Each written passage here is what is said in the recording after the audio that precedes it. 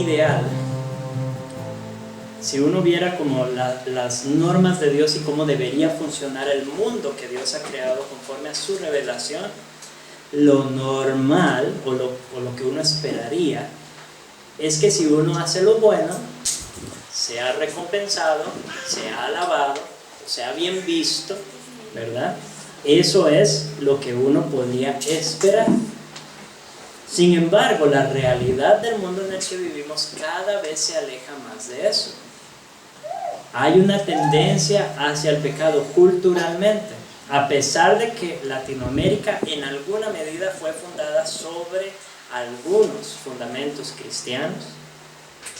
Estamos viendo un alejamiento cada vez mayor de la palabra de Dios, de esos fundamentos cristianos, de esas tradiciones occidentales judeocristianas, aunque la gente tal vez no es cristiana, pero ha habido mucha influencia del cristianismo y sin embargo se está perdiendo. Cada vez nos alejamos más hacia una espiritualidad unista, para los que conocen ese término, ¿verdad? Una espiritualidad que busca más adorar a la creación, adorarse a sí mismos, adorar el mundo creado y cada vez menos al Creador.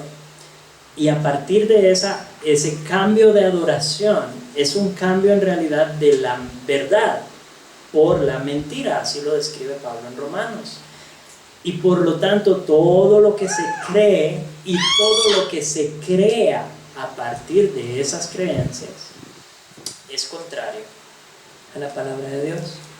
Nacen conceptos de familia, conceptos de sociedad, conceptos de trabajo, conceptos del ser humano, conceptos de la mente, conceptos del espíritu, del alma, de todo, contrarios y ajenos a la palabra de Dios. Y en ese contexto, la iglesia que se esfuerza o busca no solamente conocer la verdad, sino vivir conforme a la verdad, podría sufrir daño.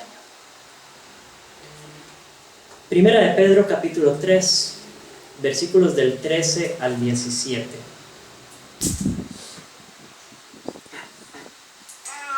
¿Y quién es aquel que os podrá hacer daño si vosotros seguís el bien? Mas también si alguna cosa padecéis por causa de la justicia, bienaventurados sois.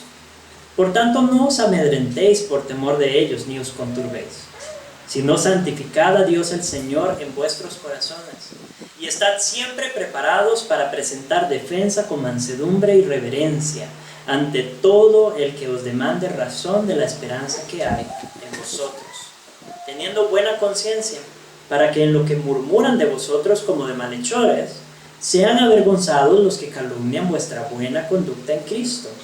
Porque mejor es que padezcáis haciendo el bien, si la voluntad de Dios así lo quiere, que haciendo el mal. Oremos. Dios,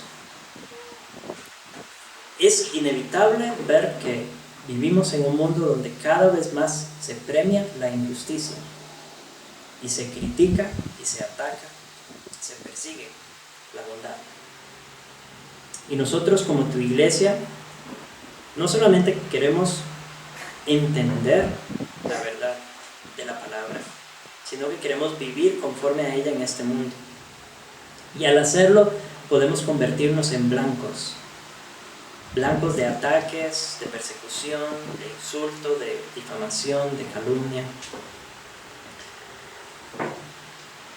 Sin embargo, entendemos, oh Dios, que la única manera de ser consistentemente cristianos, de que nuestra conducta vaya acorde a lo que creemos, es estudiando lo que creemos, es escuchando la palabra predicada, enseñada y estudiándola personalmente para ser transformados y conformados a ella,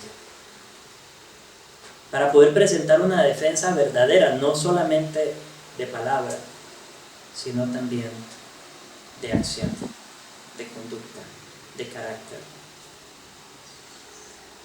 Y para eso necesitamos tu ayuda. Necesitamos de tu Espíritu Santo que nos transforme desde adentro que nos capacite con los dones que Él mismo reparte y que produzca en nosotros fruto abundante. Rogamos esto en el nombre de Jesús. Amén.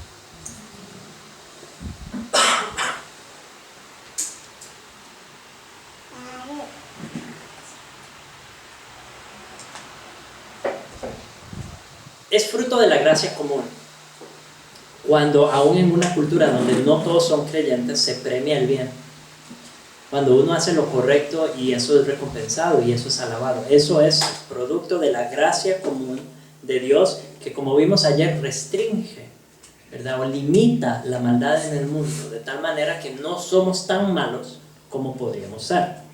El mundo, la gente, los incrédulos y el sistema de este mundo no está tan mal como podría estar. Pero un alejamiento constante y paulatino de la palabra de Dios lleva a un alejamiento del bien, lleva a un alejamiento de lo justo, de lo recto, y cada vez más hacia una cultura desordenada, una cultura en rebelión. Vivimos en una cultura desordenada y en rebelión, pero la tendencia es a empeorar. Y aquí en este contexto es que nos movemos nosotros. Como cristianos, uno diría, no esperaríamos que nos persigan por hacer lo correcto, pero eso es lo que podría ocurrir. Si la sociedad ha perdido la perspectiva bíblica de lo que es bueno y lo que es malo, entonces va a haber confusión y va a haber persecución. Y son casos excepcionales de maldad. Ha habido culturas en la historia del mundo que han sido excepcionalmente malvadas, ¿verdad?, donde se ha perseguido activamente a la iglesia para darle muerte, para dar muerte a los cristianos. Eso ha ocurrido en la historia. Veíamos el sábado o el viernes en mi biblioteca un libro que se llama El libro de los mártires.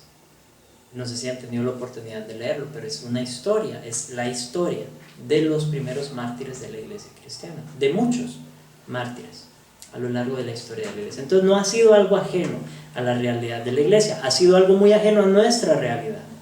Nosotros no hemos tenido que experimentar más que una mirada de desprecio o una palabra hiriente, ¿verdad?, pero no hemos derramado sangre. Sin embargo, la tendencia de la cultura es hacia ese tipo de persecución, a menos que el Señor intervenga y por medio de su iglesia avive el pueblo y transforme la cultura. También lo ha hecho a lo largo de la historia y podría hacerlo de nuevo. No sabemos lo que va a pasar, pero nuestro deber es seguir el bien. ¿Quién es aquel que os podrá hacer daño si vosotros seguís el bien? Ese seguir el bien, en la Biblia de las Américas creo que dice: demostráis tener celo por el bien. Ser celotes. Los celotes era un grupo político activista en el Nuevo Testamento, en los tiempos de Jesús. Claro, eran casi terroristas, ¿verdad? Pero era un movimiento muy fuerte, tenía un compromiso, una lealtad y un credo, ¿verdad?, fuertes. Entonces, es curioso que Pedro utilice ese mismo vocabulario. Entre los 12 había un celote, entonces yo creo que por eso él usa ese término, ¿verdad?, está familiarizado. Curiosamente, si no me equivoco, el otro celote también se llamaba Simón. Lo interesante es que utiliza este término porque crea un paralelo que tal vez nosotros no tenemos, pero hay un llamado a ser extremistas en el sentido positivo de la palabra. Cuando se trata de hacer el bien, cuando se trata de buscar lo que agrada al Señor, cuando se trata de hacer lo correcto y buscar la justicia, debemos ser como los celotes. Debemos ser leales, firmes, constantes, empedernidos, que no haya posibilidad de negociar lo que es bueno, lo que es correcto, lo que es justo, lo que es verdadero. Debemos demostrar ese celo en nuestra vida por el bien. Utilizar toda la energía que tenemos, todos los recursos que tenemos por hacer el bien. No activismo político, sino por hacer el bien delante de Dios. Para eso necesitamos conocer las definiciones bíblicas de lo que es bueno y lo que es malo. Hemos hablado de esto mucho, porque la cultura nos va a vender otras ideas. La cultura llama a lo bueno malo y a lo malo bueno. Nosotros tenemos que tener claro y una firmeza en cuanto a lo que es correcto, lo que es bueno, y solo lo vamos a lograr a través del estudio constante de la palabra de Dios. Es la única manera que lo vamos a lograr tener claro. El mundo define la justicia de una manera, y cuando hablamos de justicia social, no nos confundamos, no es la justicia bíblica, es muy diferente de la justicia bíblica. Entonces, definamos nuestros conceptos y entendamos la cultura y la realidad en la que vivimos a partir de la palabra de Dios. Y si alguna cosa padecéis, dice el versículo 14, por causa de la justicia, vean que ahí está esa palabrita, por causa de la justicia, bienaventurados sois. Aquí hay un contraste. Lo normal es que eso no ocurra, pero si de casualidad nos toca, pero si sucediera que, porque estamos buscando la justicia con vehemencia, nos persiguen, nos dañan, padecemos algo, veámonos y entendámonos como bienaventurados. Eso es difícil. Es difícil porque en medio de la persecución, en medio del dolor, en medio del sufrimiento, uno no se siente muy dichoso, ¿verdad? Uno no se siente muy alegre, no se siente muy bienaventurado. Y sin embargo, la palabra de Dios y el mismo Jesús lo puso en esos términos: bienaventurados sois cuando por causa de mí os vituperen. Bienaventurados, dichosos, o sea, siéntanse alegres, dichosos de que el Señor los haya considerado dignos de sufrir por su causa, dignos de sufrir por su nombre, por su justicia, por su bien, por su amor, por su reino.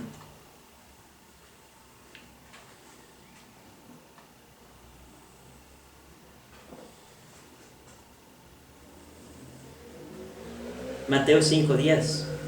Bienaventurados los que padecen persecución por causa de la justicia, porque de ellos es el reino de Dios. En medio del sufrimiento a causa de la justicia, podemos hacer lo que el pueblo de Israel no hizo: mirar las promesas de Dios. Eso es lo único que va a producir gozo y que nos va a sostener en medio de la prueba, en medio de la dificultad. Dios ha prometido varias cosas. Él ha prometido preservarnos, ¿cierto? Que Él se encargará de llevarnos hasta la ciudad celestial. ¿Cómo? Él verá, porque es su promesa. Él dijo que lo iba a hacer. Entonces podemos descansar en eso, aunque nos maten. Creo que hemos hablado de esto antes. Lo peor que nos pueden hacer en este mundo, lo que ellos consideran lo peor que nos pueden hacer, es darnos un paso directo a la gloria. Eso es lo peor que nos pueden hacer. En su mente están venciendo, pero para nosotros es la victoria de Cristo y terminamos en gloria. Entonces eso no está en discusión, no debería estar en tela de duda en nuestra mente. Sea por donde sea que Dios nos haga pasar, sea lo que sea que nos haga atravesar, Él está en control y nos está preservando y nos llevará hasta la gloria. Eso por un lado. Y por otro lado hay otra promesa: todas las cosas ayudan a bien a los que aman a Dios. Todas las cosas son todas, aún las cosas malas, aún las adversidades, aún la persecución, los ataques, las críticas, la difamación, aún eso nos ayuda a bien. Entonces son razones, y estas son solo dos. Hay muchísimas promesas que nos dan razón para estar contentos, satisfechos y más aún gozosos y dichosos en medio del sufrimiento a causa de la justicia. Ya habíamos visto una en 1 de Pedro 3:12. Porque los ojos del Señor están sobre los justos y sus oídos atentos a sus oraciones. Nuestro Señor no nos abandona, no cierra su oído a nuestro clamor, no cierra su oído a nuestras peticiones cuando estamos atravesando persecución, sufrimiento, dolor. No lo hace. Él está atento a las oraciones de los justos. Y sabemos que somos justos, no por nuestra propia justicia, sino por la justicia de Cristo. No vale la pena sufrir por otras razones. A la gente le gusta sufrir por tonterías, ¿verdad? Y enfrascarse en su reino, en su nombre, en sus sueños, en su trabajo, en su familia, en sus empresas, y sufrir por eso. Y desgastarse y casi llevarse a la tumba en ese esfuerzo y en esa lucha. No vale la pena sufrir por esas razones. Pero sufrir por querer agradar a Dios, eso sí vale la pena. Sufrir por querer vivir para la gloria de nuestro Dios, del Dios que nos salvó, deberíamos considerarlo no solo algo digno, un honor, debería ser un honor para nosotros.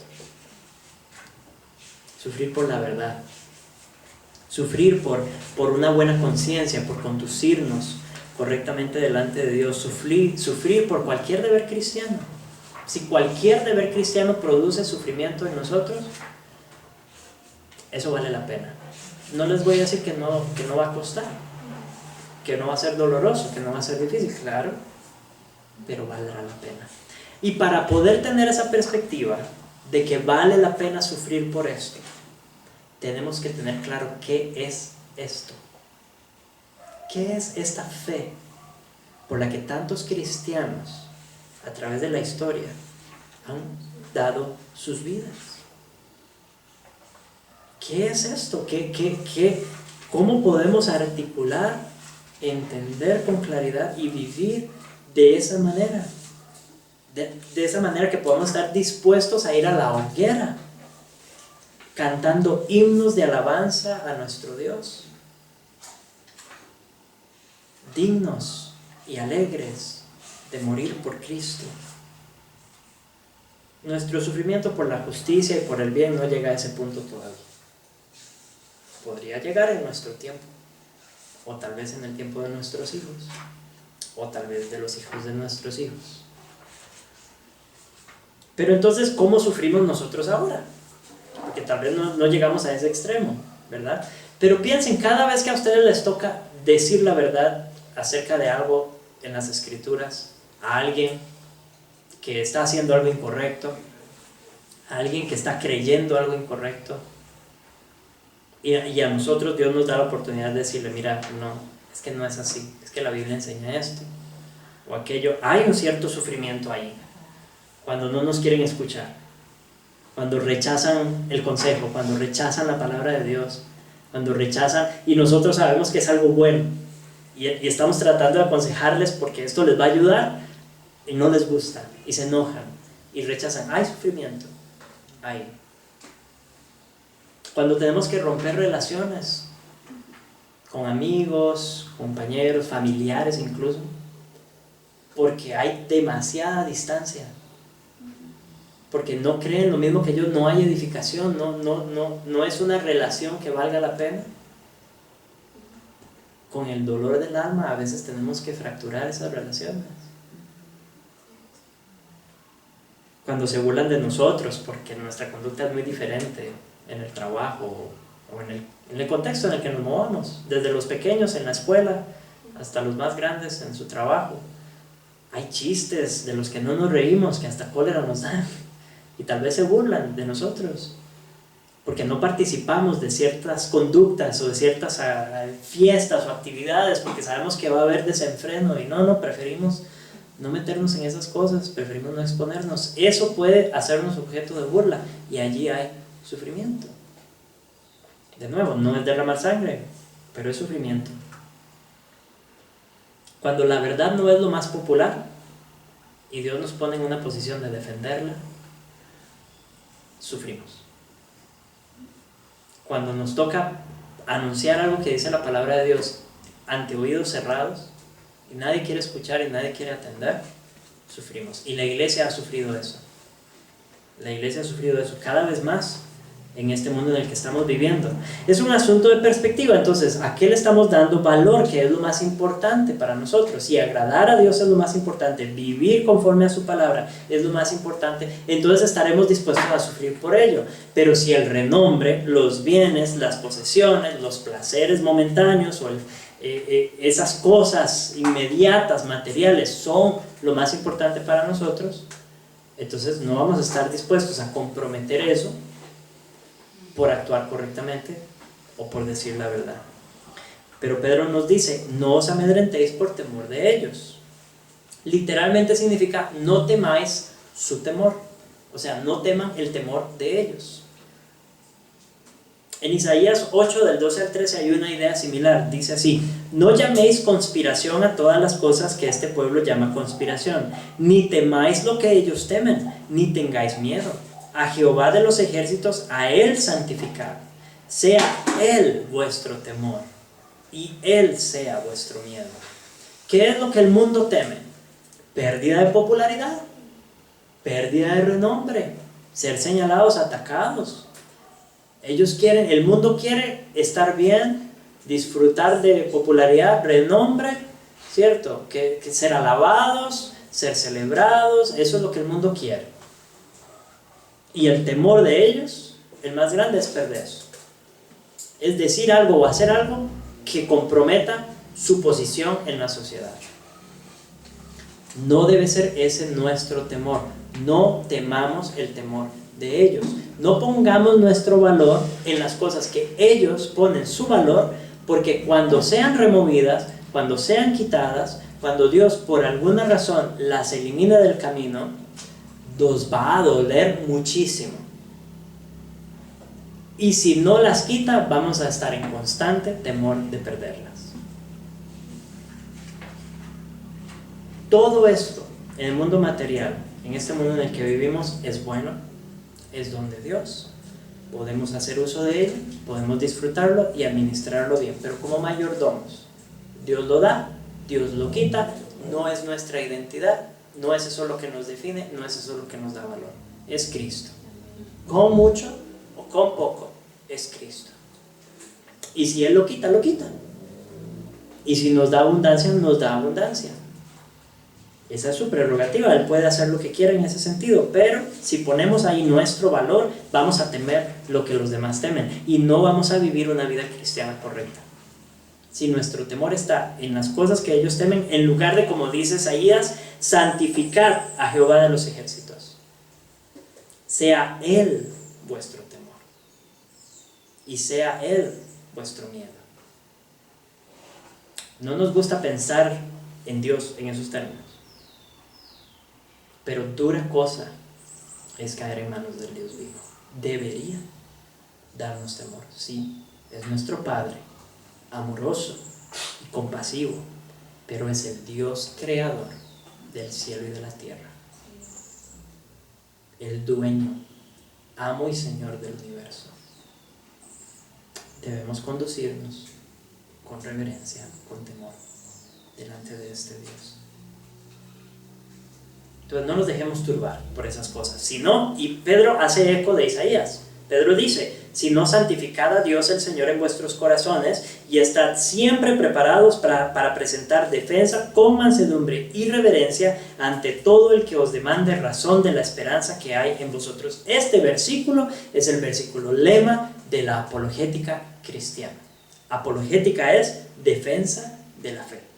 Y si ustedes lo ven, no es una sugerencia, ni es una buena idea, es un mandato.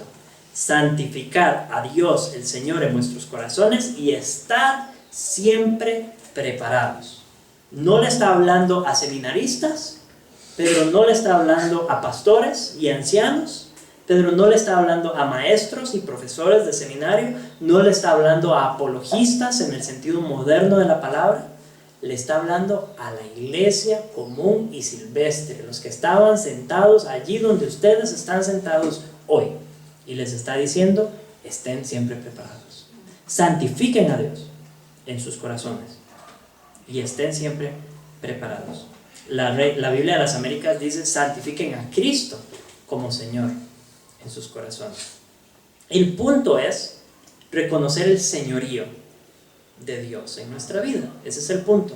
Santificarlo a Él como Señor, es decir, este es el Señor y no hay otro. Este es el Señor que es diferente, superior, mejor que cualquier otro Señor. Y yo no voy a doblar mi rodilla ante ningún otro Señor que no sea el Señor. Dios, Jesucristo, es mi Señor. Santificaré su nombre como Señor en mi corazón.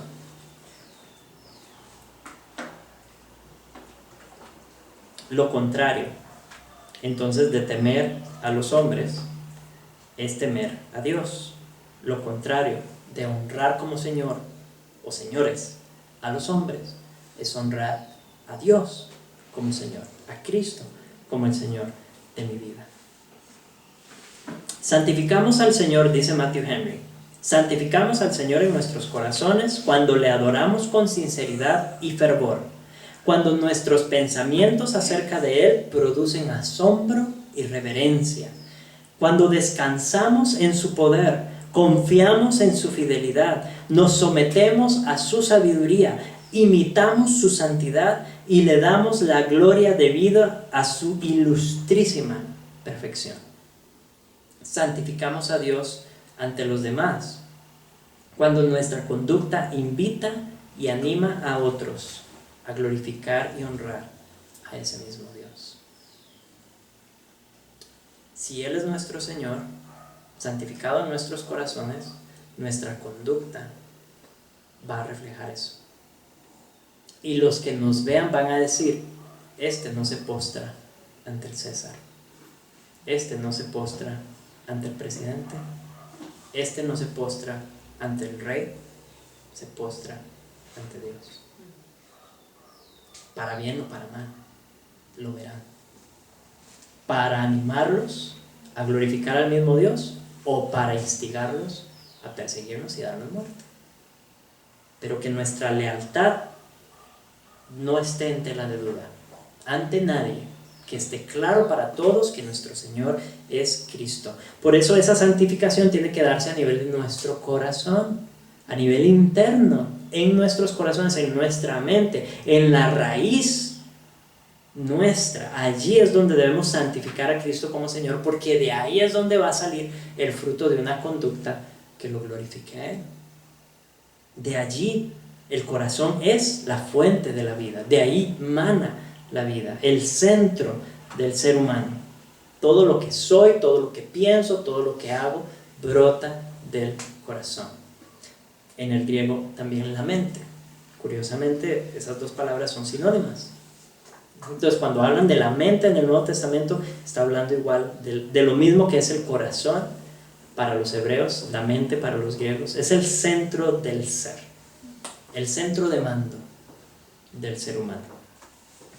Entonces, santificamos a Dios como Señor, y esa va a ser la primera defensa que vamos a presentar de nuestra fe, es estar siempre preparados para presentar defensa a todo el que nos demande razón.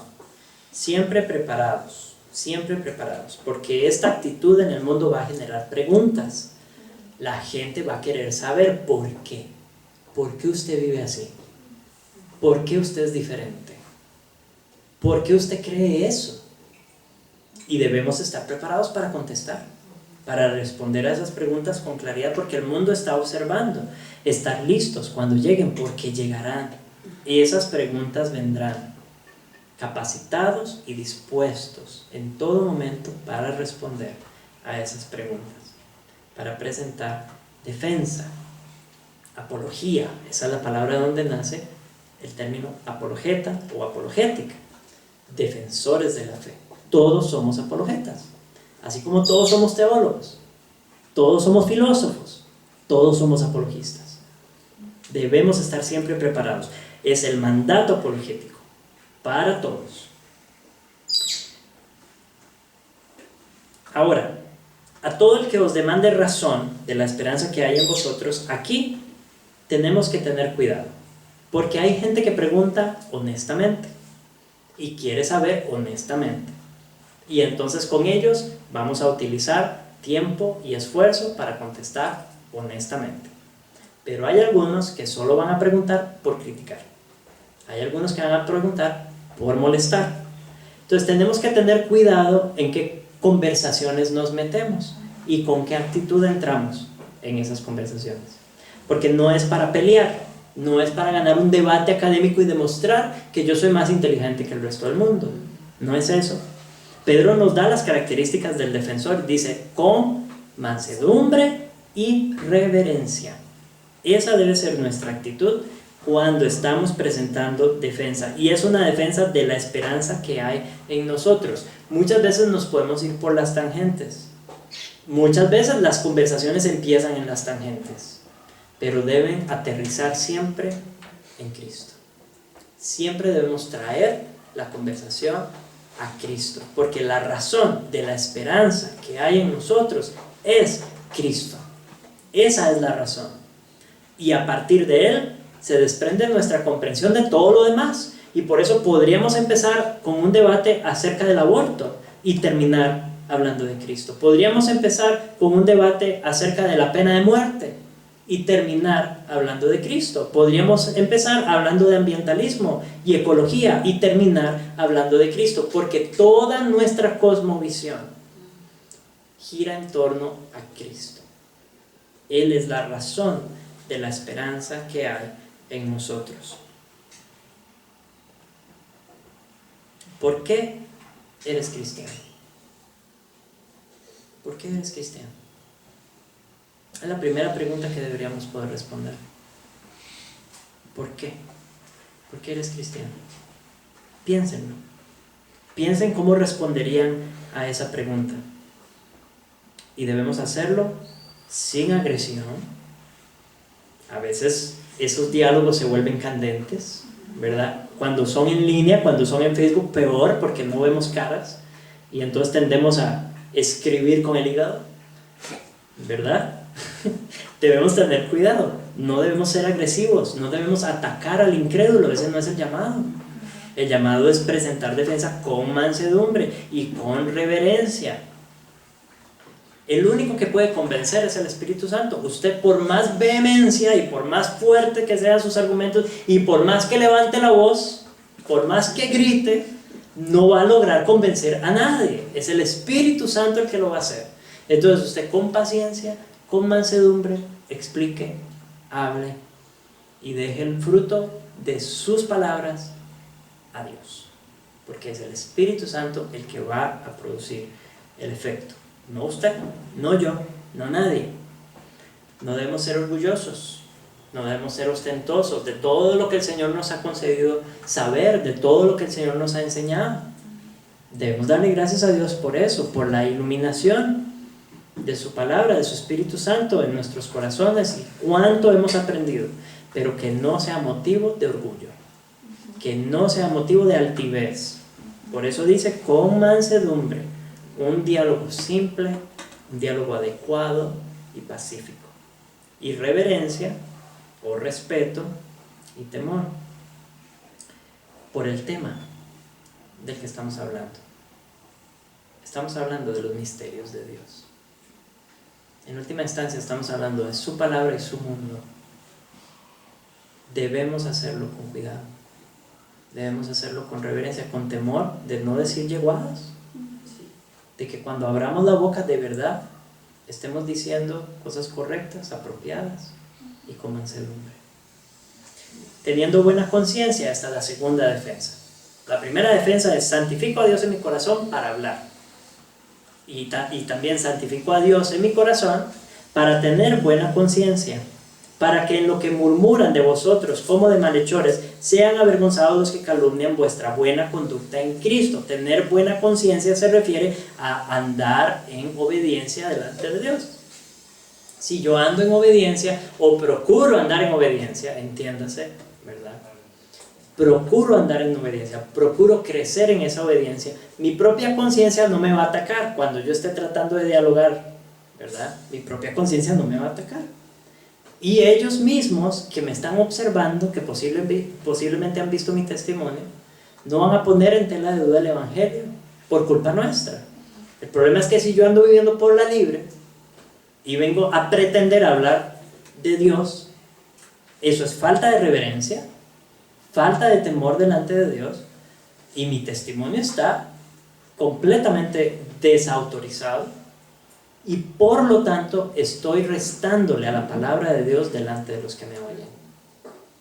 Sí, inevitablemente. Yo sé que no es mi palabra y no depende de un testimonio perfecto, pero si yo activamente estoy viviendo en contra de la palabra de Dios y luego pretendo hablar de ella, estoy poniendo a Cristo como objeto de burla.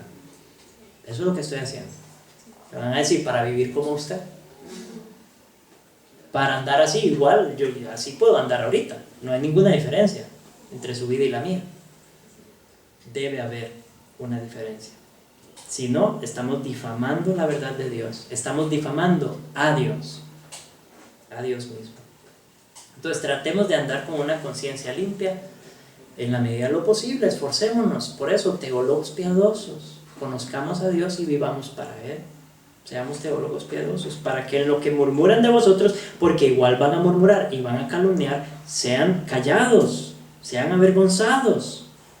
Que digan, uy, mira, yo pensaba que este me miraba, pero no. Y ahora viéndolo, ¿verdad? Es los cristianos retrógradas y obsoletos, y ¿verdad?, que no son progresistas y lo que sea. Demostremos con nuestras vidas que ese estilo de vida es el que funciona en el mundo de Dios.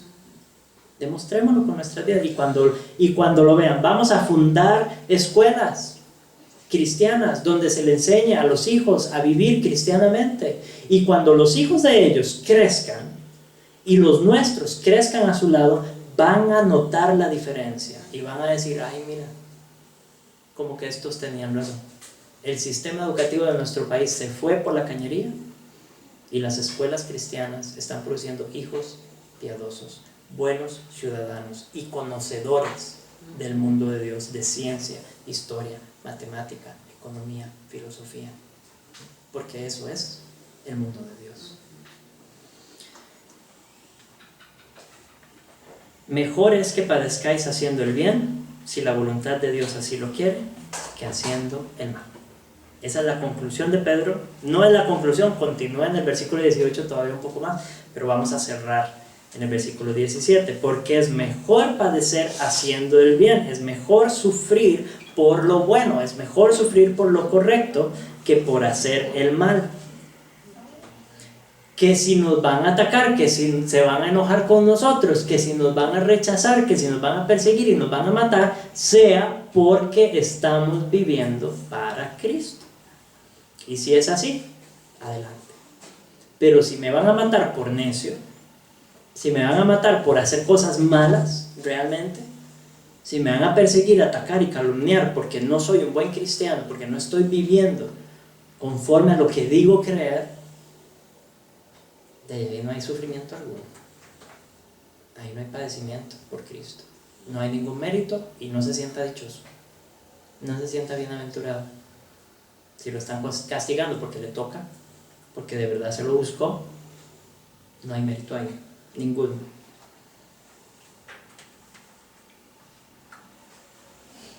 En ese sufrimiento de injusticias es donde se da el contexto usualmente para esas conversaciones de defensa de nuestra fe. Pero no vamos a sufrir a causa de la justicia si no estamos viviendo justamente. Entonces ven cómo todo está unido. Nuestro fundamento es la palabra de Dios y a partir de ella construimos nuestra vida completa. Todo lo que hacemos en nuestra vida construido sobre el fundamento de la palabra de Dios, reconociéndole a Él como el Señor, como la máxima autoridad, que ejerce su autoridad a través de su palabra. Viviendo de esa manera, buscamos la justicia, buscamos el bien, buscamos lo correcto. Defendemos la verdad, luchamos por ella. Y el mundo lo ve y lo cuestiona. El mundo lo ve y lo ataca. Las corrientes del mundo en general posiblemente presionen y ataquen, pero los individuos es más probable que pregunten. Las personas cercanas a nosotros que dicen, ¿usted por qué se va por ese camino? Que es difícil. ¿Por qué se pone en esa posición? No puedo hacer otra cosa. Mi Señor es Cristo. No puedo negociar esto. ¿Estamos dispuestos a sufrir por aquel que lo sufrió todo por nosotros? Defendamos esta verdad en los dos flancos. Por un lado, estudiemos y profundicemos en la palabra de Dios para prepararnos para dar defensa. Y por otro lado, pidámosle a Dios que al estudiar su palabra, Él apareje en nuestros corazones a lo que estamos leyendo y estudiando. Que podamos avanzar, ojalá a la misma velocidad. Ya les dije que eso es difícil. Usualmente el conocimiento avanza más rápido que el carácter. Pero pidámosle a Dios que nos ayude a avanzar. Que apareje nuestro corazón a lo que conocemos acerca de su palabra, que nuestra conducta coincida, que seamos consistentes, que podamos andar en piedad, santificando siempre a Cristo como Señor en todo, en nuestras vidas, en todo lo que hacemos, procurando honrarle a Él como nuestro Señor, en fe y sí, también en arrepentimiento constantes, porque vamos a fallar. Vamos a flaquear y habrá muchas mentiras y muchos errores que hemos creído de los que tendremos que arrepentirnos, muchas conductas que hemos adoptado de las que tendremos que arrepentirnos, pero arrepintámonos y démosle la espalda al pecado para vivir para Cristo. La gente allá afuera no necesita que lleguemos en perfección y santidad absoluta. No es eso lo que necesitan. Necesitan que les presentemos a Cristo, que es el perfecto y santo absoluto. Presentémosles a Cristo, a ese Cristo que hemos conocido personalmente, que sabemos quién es y creemos en lo que Él ha hecho por nosotros. Ese Cristo que nos transforma cada vez más a su imagen, conforme a su carácter. Ese Cristo que está activo en nuestras vidas de manera visible y real. Ese Cristo que perdona nuestros pecados, que nos da seguridad y firmeza para el futuro. Nuestra esperanza. Nuestra esperanza. Él es la única esperanza para los pecadores, para ellos y para nosotros. Solo Cristo puede